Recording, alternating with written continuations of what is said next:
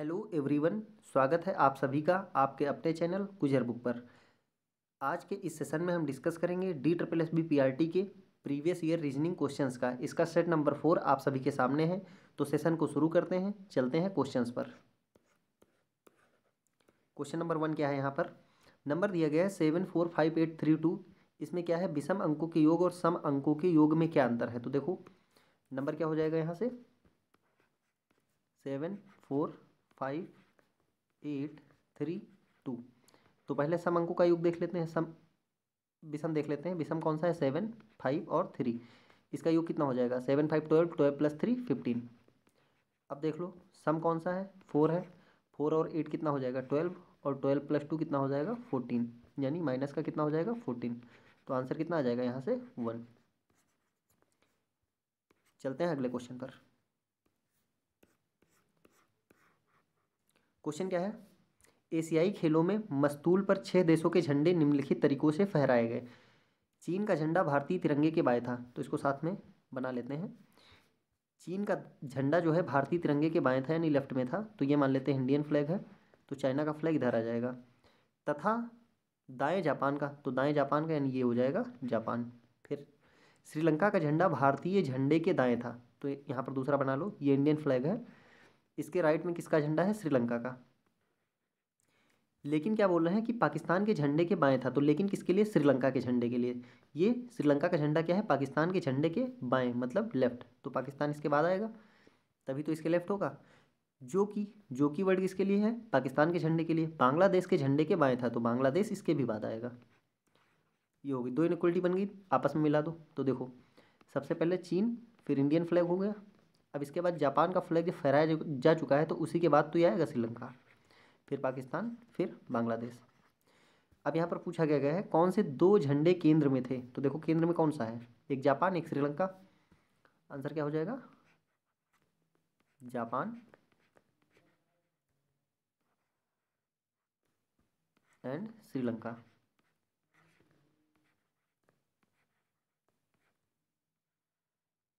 तो देखो यहाँ पर ऑप्शन में कोई भी ऑप्शन सही नहीं है, तो इसको फिफ्थ ऑप्शन बना लीजिए आप लोग, और यही क्या हो जाएगा? आंसर। चलते हैं अगले क्वेश्चन पर।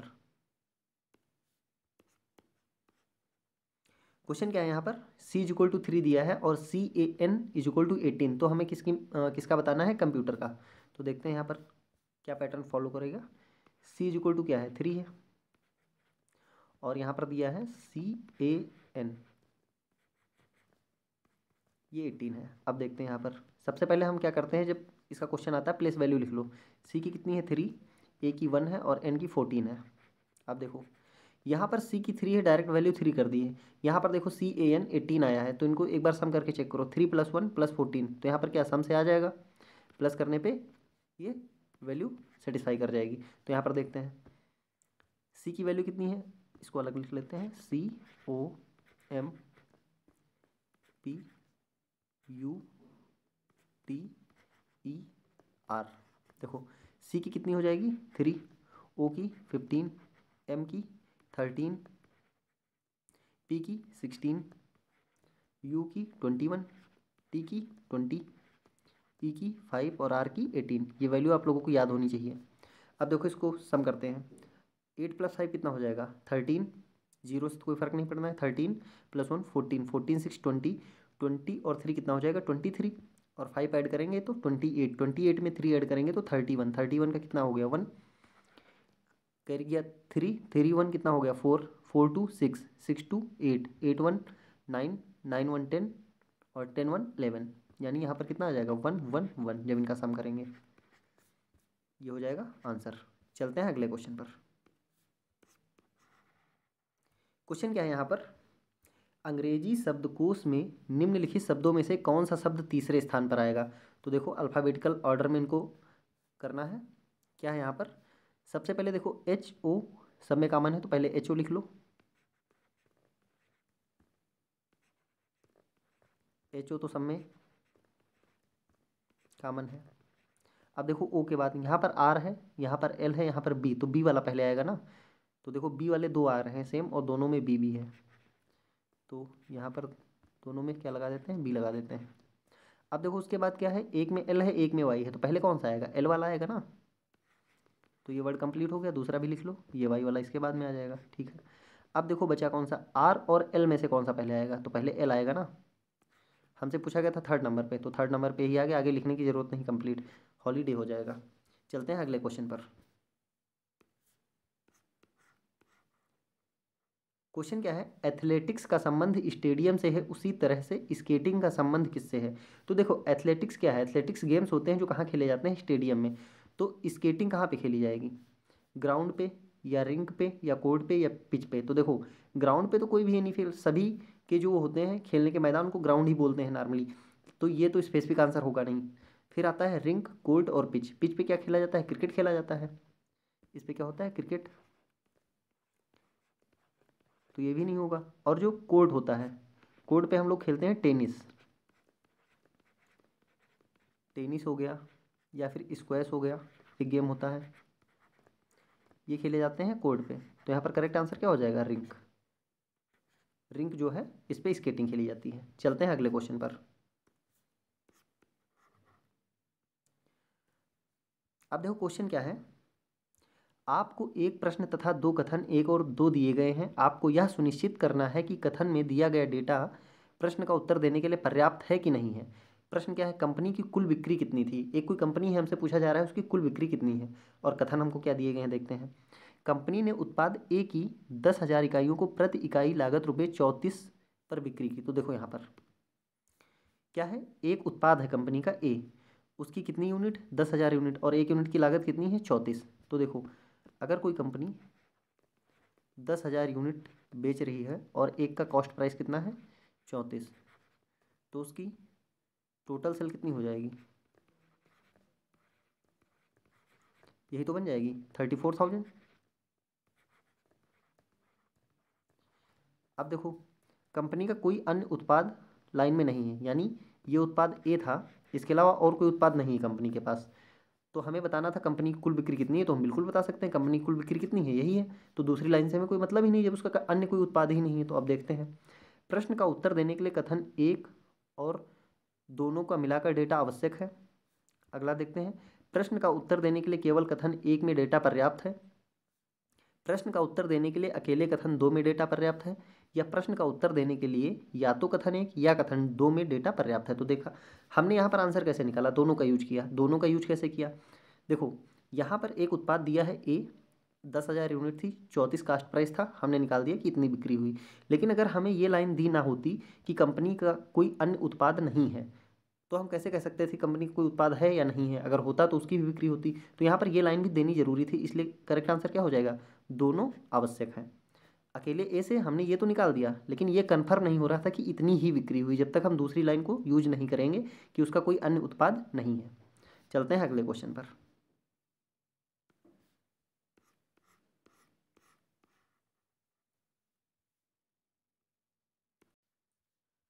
क्वेश्चन क्या है यहाँ पर, काव्या का मुंह दक्षिण की ओर है। देखो मान लेते हैं ये डायरेक्शन बना देता हूँ मैं।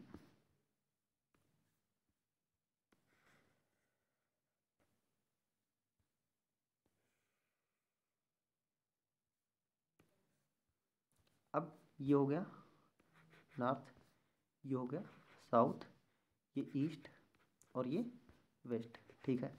क्या कह रहे हैं, काव्या का मुंह दक्षिण की ओर है, यानी काव्या साउथ डायरेक्शन को फेस कर रही है। काव्या मान लेते हैं यहाँ पर खड़ी है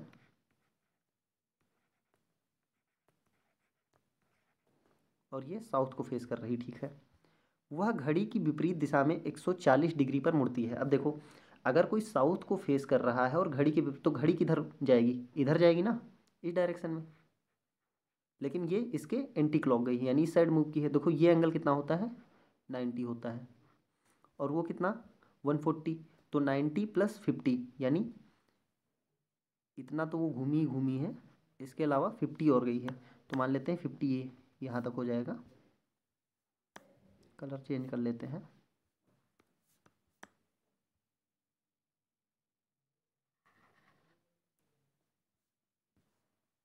एक मिनट। आप देखते हैं, ये मान लेते हैं इतना और चली है वो,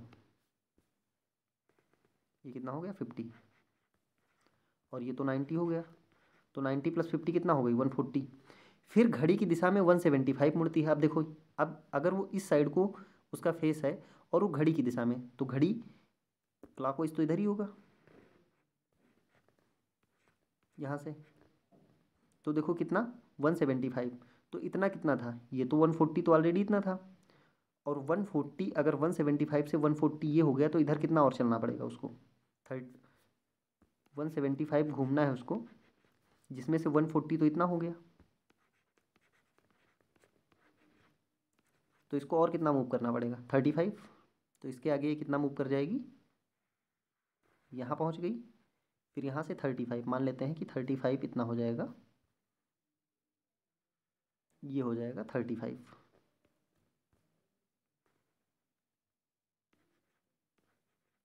तो अब काव्या की पोजीशन ये है काव्या।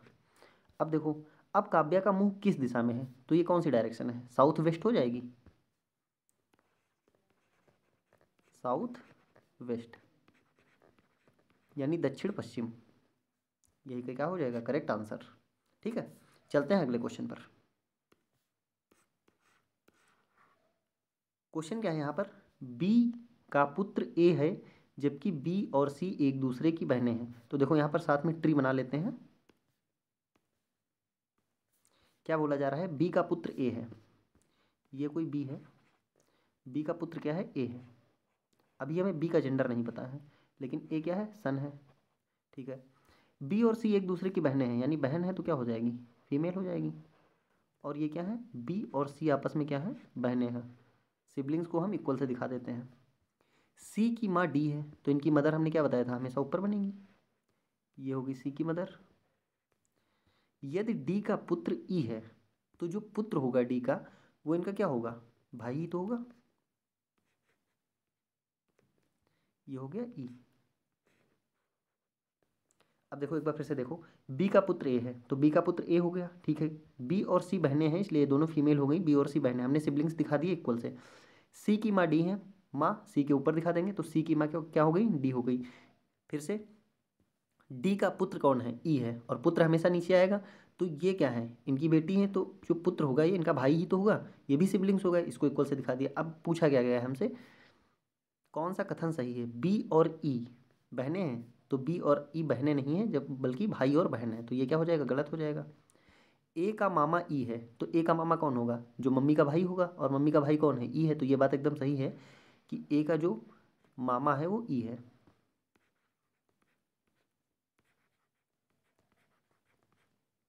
ए का मामा कौन हो जाएगा ई, तो ये बात बिल्कुल सही है। अगला देखते हैं, ए के दादा सी हैं, ए के दादा सी कहाँ से हो जाएंगे, तो इनकी मौसी हो जाएंगी। बी का भाई डी है, बी का भाई डी नहीं है, ये कौन है इनकी मम्मी ही है, तो ये दोनों क्या हो जाएंगे गलत हो जाएंगे, तो करेक्ट आंसर ओनली 2। चलते हैं अगले क्वेश्चन पर। क्वेश्चन क्या है यहाँ पर, निम्नलिखित श्रृंखला में छूटी हुई संख्या का पता लगाएं, यानी मिसिंग नंबर बताना है हमें। देखो पहला नंबर है 0, 7, 26, 63। देखो हमने कहा था जीरो जब भी आए तो हमेशा 1 के ही साथ वो कुछ ना कुछ बनेगा, या तो 1 - 1, तो अगर 1 - 1 यानी सेम नंबर से माइनस, तो कोई मतलब ही नहीं है। 1 स्क्वायर -1, तो एक बार चेक कर लेते हैं, 1 स्क्वायर -1 0 हो जाएगा, तो क्या 2 स्क्वायर -2 बनेगा, नहीं बनेगा। 1 क्यूब -1 कर लेते हैं, तो 0 हो जाएगा। 2 क्यूब, 2 × 2 = 4 × 2 = 8 -1 7 शायद हो सकता है, तो चेक करते हैं। देखो 1 क्यूब -1 ये 0 हो गया, ठीक है। 2 क्यूब -2 कितना आ जाएगा, 2 × 2 = 4, सॉरी -1 ही करेंगे। 2 × 2 = 4 × 2 = 8 -1 7। फिर 3 क्यूब -1 करो इसको, 3 3 × 9 3 × 27 -1 26। फिर 4 क्यूब -1 4 4 × 16 4 × 64 -1 कितना हो जाएगा 63। तो ये पूरा पैटर्न फॉलो कर रहा है। तो देखो 1 2 3 4 5 6, यहाँ पर कितना आएगा 7, तो यहाँ पर फाइनली 7 का निकाल दो। 7 क्यूब -1, 7 का क्यूब कितना होता है 343 होता है, 343 -1 कितना हो जाएगा 342। यही क्या हो जाएगा आंसर। चलते हैं अगले क्वेश्चन पर। अब देखो क्वेश्चन क्या है यहाँ पर, निम्नलिखित जानकारी को सावधानी पूर्वक पढ़ें तथा नीचे दिए गए प्रश्न का उत्तर दें। क्या है? रूबा बीना से अपेक्षाकृत छोटी है लेकिन कीरुआ से अधिक लंबी है। तो देखो यहाँ पर क्या बोला गया है, जो रूबा है वो बीना से अपेक्षाकृत छोटी है। अब अपेक्षाकृत छोटी है, छोटी हो, छोटी का मतलब छोटी, मतलब रूबा बीना से क्या है, छोटी है। तो मान लेते हैं ये बीना है और रूबा इससे क्या है, छोटी है, लेकिन कीरुआ से अधिक लंबी है। तो रूबा बीना से अपेक्षाकृत छोटी है लेकिन कीरुबा से अधिक लंबी है। अब लंबी का मतलब लंबी वो अधिक या कम इससे नहीं मतलब है। तो ये लेकिन क्या बताया है, रूबा के लिए आएगा। तो रूबा क्या है, कीरुबा से क्या है, लंबी है। तो जब रूबा कीरुबा से लंबी है तो सिंपल सी चीज़ है, जो बीना है ये तो कीरुबा से लंबी होगी ही होगी। फिर क्या है, नीमा कीरुबा से अपेक्षाकृत छोटी है। नीमा जो है ये कीरुबा से अपेक्षाकृत क्या है, छोटी हो गई। ये हो गया। जयश्री नीमा से अपेक्षाकृत लंबी है।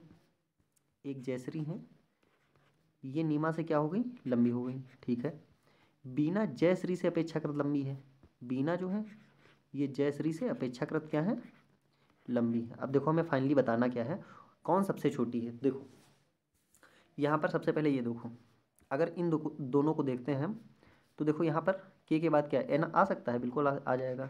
बीना, रूबा, कीरुबा और नीमा, ये हमने फर्स्ट और सेकंड का यूज किया।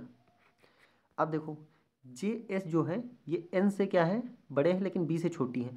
अब देखो यहीं पर ये है कि जयश्री जो है ये बीना से क्या है, छोटी है, यानी इनके बीच में कहीं पर भी आ सकती है, क्योंकि ये क्या है, नीमा नीमा से बड़ी है, यानी बीना और नीमा के बीच में कहीं भी आ सकती है, लास्ट में तो जा नहीं सकती है। और हमें बताना है सबसे छोटी कौन है, तो सबसे छोटी फिर कौन सी हो जाएगी, नीमा ही हो जाएगी। तो यहाँ पर करेक्ट आंसर क्या हो जाएगा, नीमा। चलते हैं अगले क्वेश्चन पर।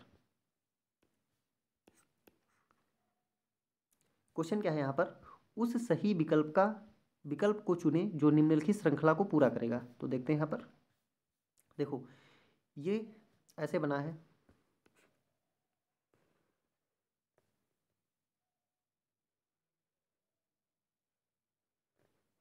अब क्या किया गया कि इनको आपस में क्या कर दिया गया, जोड़ दिया गया। ये नीचे वाला खंड उठा के ऊपर रख देते हैं। मिनट, ये तो ऐसे बना था, नीचे वाला खंड जब उठा के ऊपर रख देंगे तो ये ऐसे आ जाएगा, मतलब नियर अबाउट क्या बन जाएगा, एक सर्कल बन जाएगा। तो देखो यहाँ पर इसको देखते हैं, ये बना था इस तरीके से।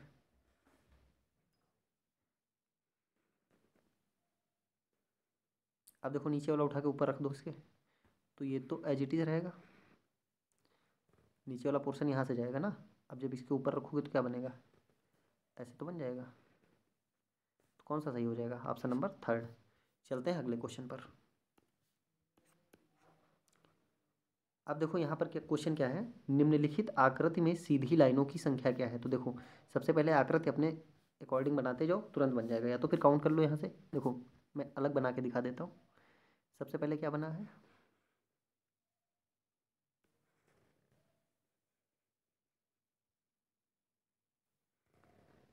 चार लाइनें ये हो गई, ये हो गई फिफ्थ, और ये हो गई सिक्स्थ। अब देखो ये हो गई सेवेंथ। उसके बाद देखो ये बीच वाली लंबी खींची है, तो ये हो गई एर्थ। अब लाइन जहाँ पे ख़त्म हुई वहाँ तक एक गिनी जाएगी, ये एर्थ हो गई। देखो चार तो पहले हो गई, चार इसके बीच वाली हो गई। देखो एक, दो, तीन और ये चार, ठीक। उसके बाद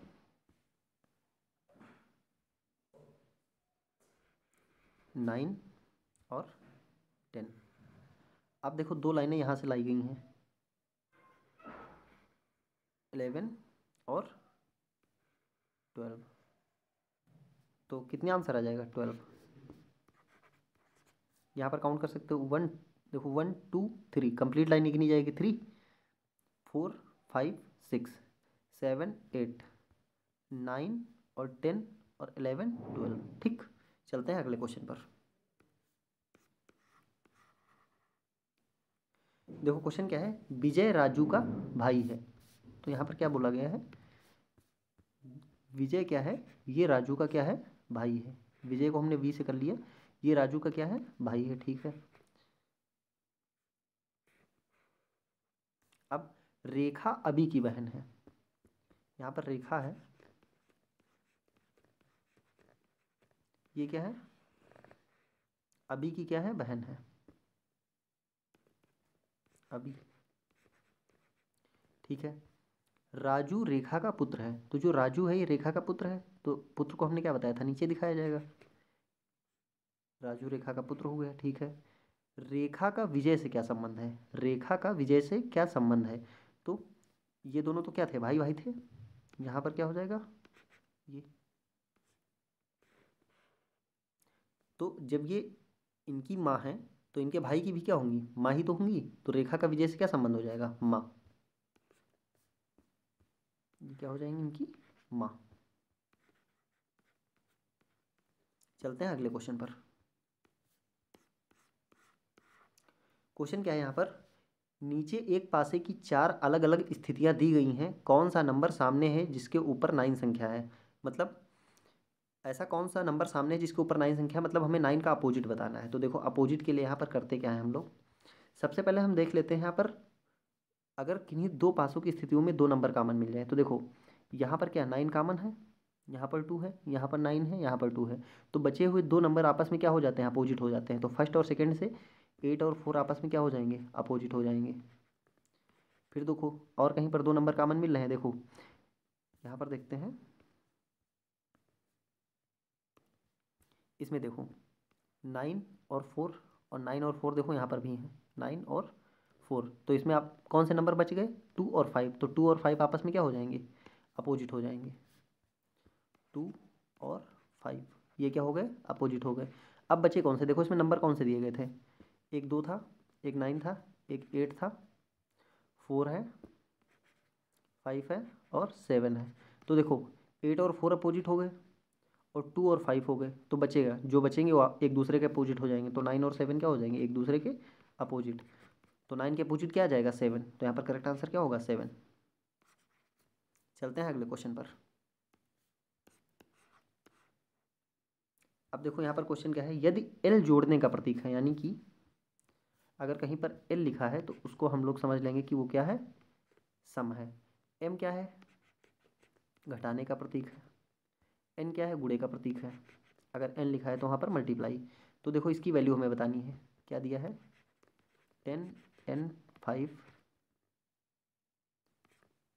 ब्रैकेट में है एल, इधर 4n4, फिर है m6। अब देखो 10 तो हो गया, n का मतलब क्या था, मल्टीप्लाई, तो ये हो गया मल्टीप्लाई, ये हो गया। l का मतलब क्या है, प्लस 4, n का मतलब क्या है, मल्टीप्लाई, और m का मतलब है माइनस। देखो 10 5 जा 50, 4 4 जा 16, -6। तो देखो यहाँ 16 से 6 जाएगा, 10 बचेगा, और 50 + 10 कितना हो जाएगा, 60। यही क्या हो जाएगा आंसर। चलते हैं अगले क्वेश्चन पर। देखो क्वेश्चन क्या है, ट्रेन में यात्रा करने के दौरान आप गौर करते हैं कि आपकी पीछे की कोच से एक महिला ट्रेन की सीढ़ी से गिर जाती है। ठीक है, आपकी सबसे बेहतर तर्कसंगत कार्रवाई क्या होनी चाहिए। मतलब आप किसी ट्रेन में जा रहे हैं और आप ये देखते हैं कि जो आपके पीछे का कोच है उसमें से एक महिला ट्रेन की सीढ़ी से गिर जाती है, तो आप उस कंडीशन में क्या करेंगे। तो देखते हैं यहाँ पर कथन, पढ़ते हैं ऑप्शन। गिरती महिला की मदद के लिए ट्रेन से कूदना, तो मतलब ट्रेन चल रही है, अगर एक महिला कूद जाएगी तो आप कूद जाएंगे क्या, तो ये तो बिल्कुल गलत हो जाएगा, यहाँ पर आप अपनी भी जान जोखिम में डाल लेंगे। फिर क्या है, अलार्म चेन को खींचना जिससे ट्रेन रुक सकती है तथा महिला की मदद की जा सकती है। ठीक है, ये हो सकता है, लेकिन आगे पढ़ लेते हैं। आगामी स्टेशन पर ट्रेन के रुकने तक प्रतीक्षा करना तथा वहां रेलवे प्राधिकारियों को सूचित करना। अब मान लीजिए कहीं ट्रेन, मान लेते हैं कि अब अगला स्टॉपेज उसका बहुत दूर है, अब वहां तक की आप प्रतीक्षा करेंगे रेलवे प्राधिकारियों को सूचना देने के लिए, तब तक तो उसको हो सकता है बचाना मुश्किल हो जाए, तो ये भी क्या हो जाएगा, गलत हो जाएगा। फिर क्या है, गिरती हुई महिला पर चीखना तथा उसे शीघ्र उठने तथा ट्रेन में चढ़ने के लिए कहना। अब वो महिला गिर चुकी है, अगर आप उस पर चिल्ला रहे हैं और शीघ्र उठने तथा ट्रेन में चढ़ने के लिए कह रहे हैं, तो ये तो बिल्कुल तर्कसंगत है ही नहीं, क्योंकि अगर वो गिरी है तो इतनी जल्दी वो उठ ही नहीं सकती है, तो ये भी गलत हो जाएगा। तो आप क्या करेंगे, अलार्म चेन को खींचेंगे जिससे ट्रेन रुक सकती है और महिला की मदद की जा सकती है। ये यहाँ पर क्या हो जाएगा, बेस्ट ऑप्शन। चलते हैं अगले क्वेश्चन पर। क्वेश्चन क्या है, निम्नलिखित में से एक विषम का पता लगाएं। ऑप्शन क्या है, सीखना, लिखना, ज्ञान और पढ़ना। तो देखो यहाँ पर क्या है, सीखना क्या है, एक क्रिया है, आप सीख रहे हैं। लिखना क्या है, मैं लिख रहा हूँ, ये भी एक क्रिया है। पढ़ना क्या है, मैं पढ़ रहा हूँ, ये भी एक क्रिया है। लेकिन ज्ञान क्या है, ये क्या हो जाएगा, संज्ञा हो जाएगा एक, तो ये क्या हो जाएगा, विषम। तो यहाँ पर करेक्ट आंसर क्या हो जाएगा, ज्ञान। चलते हैं अगले क्वेश्चन पर। अब देखो यहाँ पर क्वेश्चन क्या है, आपको दो कथन और दो निष्कर्ष दिए गए हैं, नीचे दिए गए विकल्पों में से निष्कर्ष के बारे में सही विकल्प चुनें। देखो कथन मैं पढ़ दे रहा हूँ, हो सकता है दिखाई ना दे रहा हो। सभी अच्छे खिलाड़ी जीतते हैं, सभी अच्छे खिलाड़ी अच्छी तरह से खाते हैं। देखो कथन क्या है कि जो सभी अच्छे खिलाड़ी हैं वो जीतते हैं, ठीक है। फिर क्या है, सभी अच्छे खिलाड़ी अच्छी तरह से खाते हैं। अब निष्कर्ष इससे क्या बनाया गया है, सभी जो अच्छी तरह से खाते हैं अच्छे खिलाड़ी होते हैं। तो ऐसा तो बिल्कुल नहीं कि जो अच्छी तरीके से खाता हो, अच्छी तरीके से तो हम भी खाते हैं, आप सभी खाते हैं, तो जरूरी नहीं कि अच्छे खिलाड़ी हों। तो पहला तो गलत हो जाएगा सीधे सीधे, ये गलत हो गया। अब देखते हैं दूसरा, सभी जो जीतते हैं अच्छी तरह से खाते हैं, ऐसा भी नहीं है कि जो जीत रहा हो अच्छी तरह से ही खा रहा हो, ठीक है। तो यहाँ पर दोनों गलत हो जाएंगे, तो ना तो एक फॉलो करेगा ना तो दो। चलते हैं अगले क्वेश्चन पर। अब देखो क्वेश्चन क्या है, 5 छात्रों ने एक दौड़ में भाग लिया, ठीक है। अकबर ने दौड़ को मनीष से पहले लेकिन गणेश के पीछे संपन्न किया। राहुल ने दौड़ को संजय से पहले लेकिन मनीष के पीछे संपन्न किया। दौड़ को किसने जीता था, तो पहले इसको बना लेते हैं साथ में। ये सब इनइक्वलिटी से होते हैं क्वेश्चंस। 5 छात्रों ने एक दौड़ में भाग लिया, ठीक है। अकबर ने दौड़ को मनीष से पहले, जो अकबर है ये क्या है, मनीष से पहले, यानी मनीष से पहले, ठीक, मनीष से पहले लेकिन गणेश के बाद, तो गणेश इनसे भी पहले पहुंचे होंगे, ये कंडीशन बन गई पहले।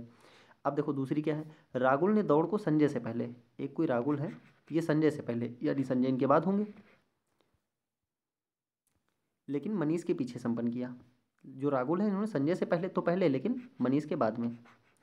तो दौड़ को किसने जीता था, सबसे पहले कौन, गणेश, गणेश के बाद कौन है, अकबर, अकबर के बाद कौन है, ये इनका क्या नाम है, मनीष। अब देखो जो राहुल है मनीष से भी पीछे है, तो यहाँ इन दोनों को ऐड कर दो। राहुल तो मनीष से भी पीछे हो गया, और ये तो सबसे पीछे हैं संजय, तो यहाँ पर कौन जीतेगा, गणेश। तो करेक्ट आंसर क्या हो जाएगा, गणेश। चलते हैं अगले क्वेश्चन पर।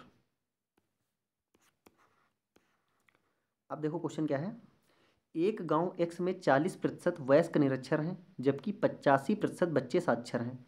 यदि वयस्क का उन बच्चों से अनुपात 2:3 है, तब कितने प्रतिशत जनसंख्या साक्षर है। देखो यहाँ पर अनुपात दिया गया है, और देखो साथ में क्या है, गांव, मतलब गांव में जो है वयस्क हैं और बच्चे हैं। कह रहे हैं कितने प्रतिशत जनसंख्या साक्षर है। तो एक गांव है जहाँ पर वयस्क और बच्चे हैं, उनका अलग अलग हमें दिया गया है। एक निरक्षर, एक को निरक्षर दिया गया, तो परसेंटेज में अगर कोई भी चीज़ दी है तो उसको हम 100 से माइनस करके अपोजिट वाली चीज़ डायरेक्ट निकाल सकते हैं। तो देखो यहाँ पर सबसे पहले क्या है, 40% वयस्क क्या है, 40% जो है वो इलिटरेट है,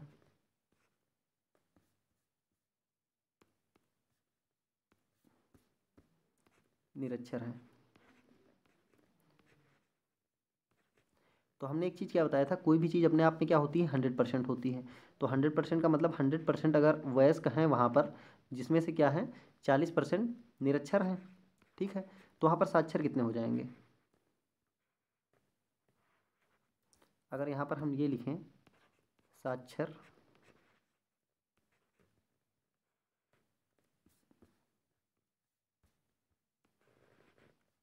वयस्क,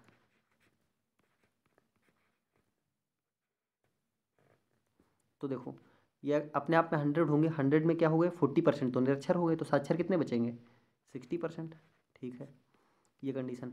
और बच्चे कितने हैं, 85% साक्षर हैं। बच्चे कितने साक्षर हैं, 85%, ये क्या है साक्षर है। तो बच्चों का तो हमें साक्षर ही दिया गया है, और हमने कहा क्या कहा था, दोनों चीज़ें सेम हो गई। अब देखो बच्चों और वयस्क का क्या दिया है, अनुपात भी दिया है, उनका रेशियो भी दिया है, हमें बताना है कि कंबाइंड वो कितने प्रतिशत साक्षर हैं। तो ऐसे में बेस्ट मेथड क्या है, एलिगेशन, मतलब ये समझ कह सकते हो कि ये मैथ्स का क्वेश्चन यहाँ पर पूछ लिया गया है। तो देखो यहाँ पर क्या है, ये हो गए जो एडल्ट हैं, और ये क्या है जो चाइल्ड हैं। अब देखो ये कितना है 60% हो गए साक्षर, और ये कितने हो गए 85% हो गए साक्षर। हम मान लेते हैं कि जो पूरी जनसंख्या साक्षर है वो कितना हो जाएगी, एक्स, ठीक है, अब देखते हैं।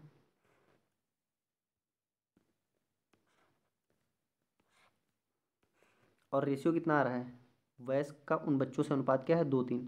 मतलब x की कोई ऐसी वैल्यू रखो कि ये अनुपात क्या आ जाए, 2:3। तो देखो करते क्या थे, जब 60 माइनस एक्स करते, ये रेशियो रहता है हमेशा।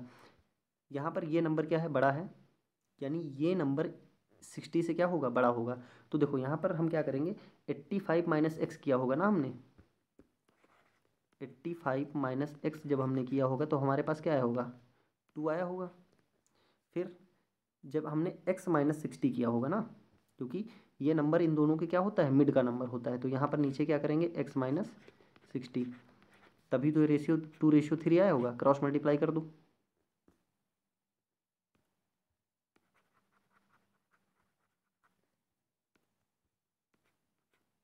ये क्रॉस मल्टीप्लाई कर दो, ये 3 से, 3 5 जा 15, 3 8 जा 24, और 1 क्या हो जाएगा, 25, माइनस का 3x इज इक्वल टू कितना आ जाएगा, 2x, और माइनस का 120।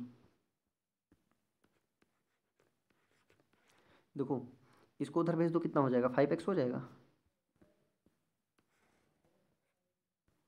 इस 3x को इधर भेजोगे तो 3x प्लस 2x कितना हो जाएगा, 5x। ओके, अब इज इक्वल टू, ये इधर 120 आएगा तो क्या हो जाएगा, ऐड हो जाएगा। तो देखो 505 ऐड हुआ, 5 2 7 हो गया, और 2 1 3, 375। तो x की वैल्यू यहाँ से निकालो, 5 7 जा